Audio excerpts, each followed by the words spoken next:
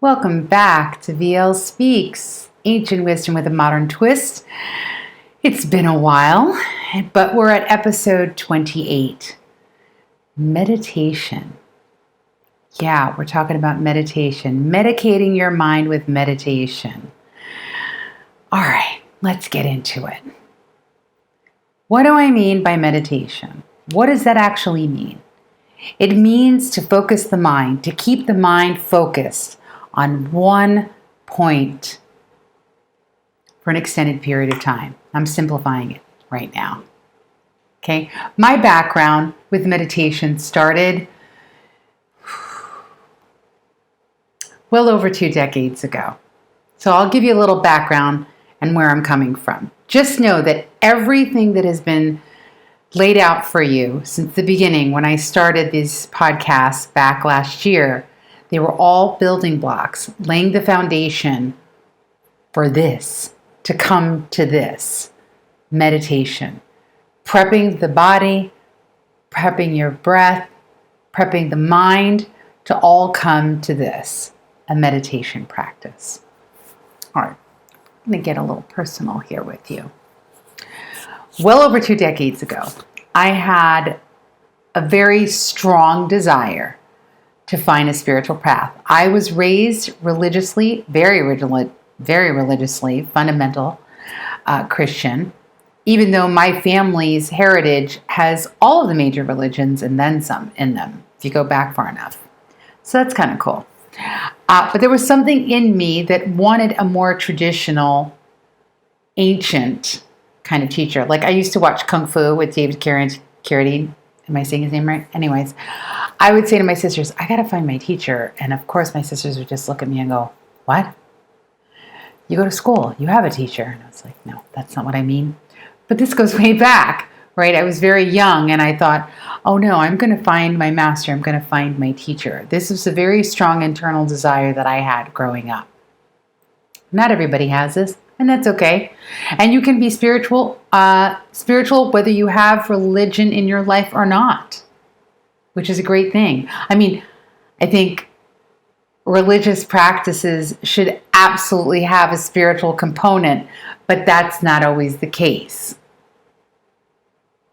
That's all I'm going to say about that. So on this mission to find a spiritual path that was suitable for me, I met some ladies along the way, wonderful women. One of them I've talked to you about, Betty, who just turned 100 this year, and she's still with us. Also, there was another woman named Linnea and Patricia. And the overriding theme for me back then was you got to get a meditation practice. Like you got to get anchored because there's a lot here, a lot going on in here, and a lot going on with this person. And meditation would help anchor this energy and also move past the traumas that had been incurred in life up until that point. And then, yeah, because we don't always get the lessons right, even if we're on a path. So then you got some more stuff that you got to unearth and clean.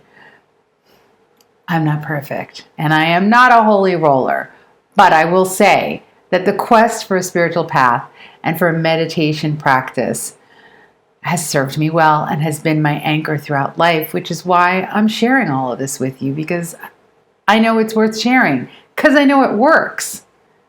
Alrighty, so I was vetting, I was reading books, I was going to lectures, I was going to classes, and I was like, you know what, I don't want a Mickey Mouse teacher. I want someone who's been walking the walk, not only talking it, but walking the talk and doing the work. So when I finally met my teacher, PRT, who I've talked about, Pandit Rajmani Tighanayat, this was a meeting that was arranged for me, and all I knew was that I wanted a mantra. Mantra means that which protects the mind. I wanted a mantra. I was clear about it. I knew that I wanted to go the Eastern route and tradition, and he didn't give it to me right away, but he did make me read a book. I had done a lot of prep work with Betty, but he made me read a book that took me a while to get through because I still had blocks from that preconditioning of how I was raised. But I did it. And then finally, I got my meditation practice, my initiation. And I got my own personal mantra. This is very exciting for me. But it was just the beginning of doing the work. Now, why meditate? Meditation also is different from prayer. Prayer for a lot of folks is about supplication, asking for things, and sometimes trying to bargain with God to get things. Like, if only you give me this, then I'll do X, Y, and Z. It's not the way it works. No, prayer now is about gratitude. Thank you for everything I got, whatever it is.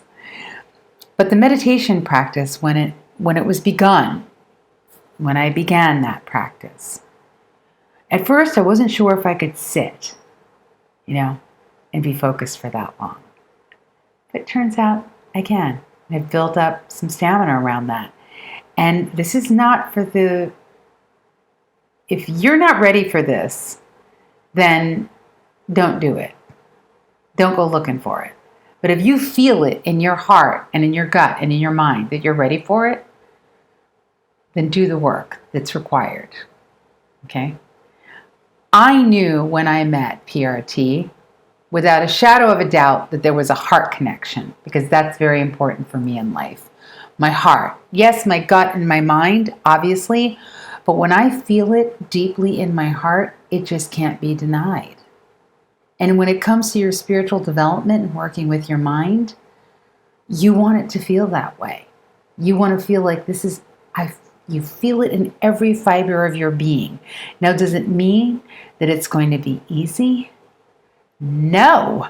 Empirically speaking, personal experience, it doesn't mean that it's going to be easy or that it's going to be all airy-fairy and everything's wonderful. It wasn't for me, so I can't tell you that that's going to be the case. But do I stick to it and do it? Yes. Is there a commitment? Absolutely. Has there been a payoff? Yes. And what does that payoff look like? Relationships with your parents, relationships with siblings, relationships with the people around you, how you respond or not respond to a situation. Can you heal the past hurts that you've endured in your life?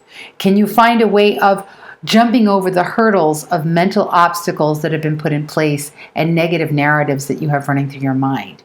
The right meditation practice for you will help you do that. Okay, so I'm not going to say that you got to do what I did. I did what absolutely felt right for me. Okay, and it's got to feel right for you.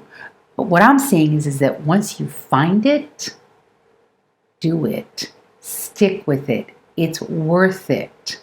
That discipline and dedication is going to pay off. It will. And you're not doing it for the payoff. You're doing it because you know it's going to help you. And the amazing thing about meditation practice that I found as the years went on was that it started off as a selfish thing, but as it turns out, that when you work on yourself and you get better and you become friends with your mind, this has a ripple effect on everything and everyone in your life. And that is a truth. Okay? So then what happens is that this becomes an unselfish act. This becomes a practice that is going to serve not only you, but humanity. I don't know about you, but I have spent a lot of my life serving, being of service to others. Not to, I made money, but I wasn't doing it to make money. I was doing it because it was in my heart to be of service, because I knew that there was something inside of me that wanted to help other people. Not everybody is built that way. I get that, although I wish more of us were. But once you start a meditation practice, it does become a selfless act. And that selfless act becomes a ripple effect across humanity. So imagine if everybody came to their meditation practice with that intention. Here to sit, here to focus on the mind and the breath. Keep the mind focused. And then get up and move in the world. imagine what the world would be like. Very, very different. Imagine if you were able to have foresight before you started doing something that is impactful, not only to you, but to the world at large. Right? Imagine if that foresight was in practice, thinking of what is best for all. It becomes an unselfish act that contributes to humanity. That has been my personal experience, and that's why I'm talking about it. And everything that I taught in the podcast from last year leading up to now were all preparation for this meditation, working with your mind. And it is a medication. Now, not all meditation practices are the same. It all depends on where you're at. And you will be drawn to where you're at. Okay? Just vet your teacher. Make sure that these people have walked the path. They're not just talking it, but they're walking it and they're doing the work. Now, if you'd like some recommendations, I can give you that as well.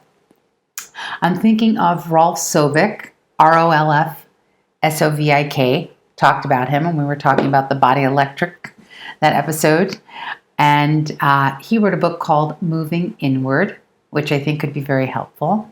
There's also another book called Meditation is Boring by Linda Johnson that I think you might like. And then the book that I used when I was teaching workshops and seminars and classes was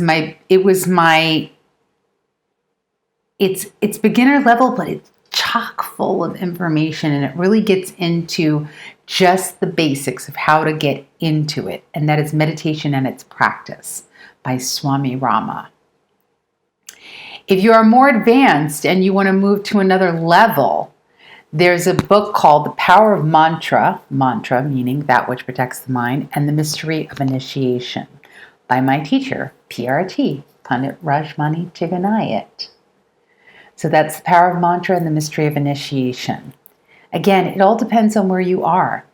And you may follow another path, right? There's also the Buddhist tradition of meditation, which I lean towards the Eastern, even though I was raised in fundamental Christianity. And I am not siding with any religion, okay?